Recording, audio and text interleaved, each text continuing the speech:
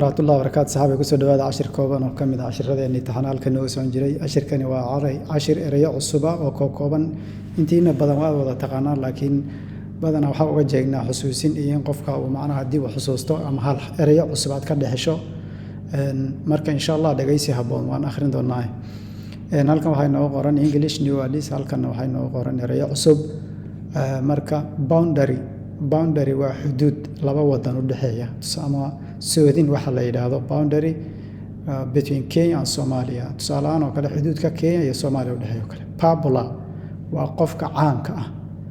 dhowr eray baa caannimada loo adeegsadaa laakiin midkani waa mid kamid ah popular waa eray caan qofka kolku aad caan uga dhaxeeya bulshada dhexdeeda procedures waa habraac tusaalahan taleefankaaga markaad lacagta ku shubanayso waxaad raacdaa qaacido ama habraac ayaad raacdaa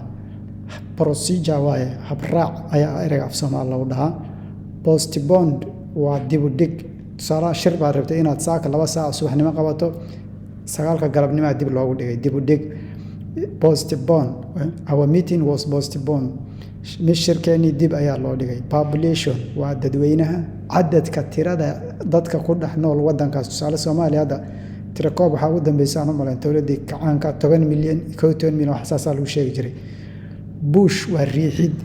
inaad intaad qabato shay aad riixdo oo kale sida gaari gacanka dadka riixo oo kale riixid maadi bush riixid portable waa wax fudud oo aad qaadan karto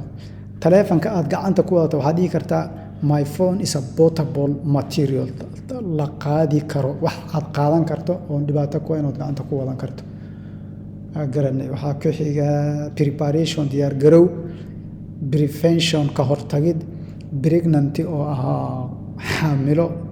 hooyada kolkay ilmaha caloosha ku sigto hadii pregnancy uur leh peace waa nabad peace tan si dhawaaqooda aad uma kala duwan ereyada waa la isku khaltaa peace kolka tiraa waa nabad base ay noqonaysaa midani base waa wax yar oo gabal ah qayb yar oo gabal ay noqonaysaa please waxay noqonaysaa fadlan bay noqonaysaa fadlan oo kaleeto marka insha Allah intaan ku daynaynaa insha Allah wixii aakhiradna iyo wixii comment fikirkiina iyo idea-giina iyo wixii aan ku soo biirinana commentiga ku soo dhiibta insha Allah assalamu alaykum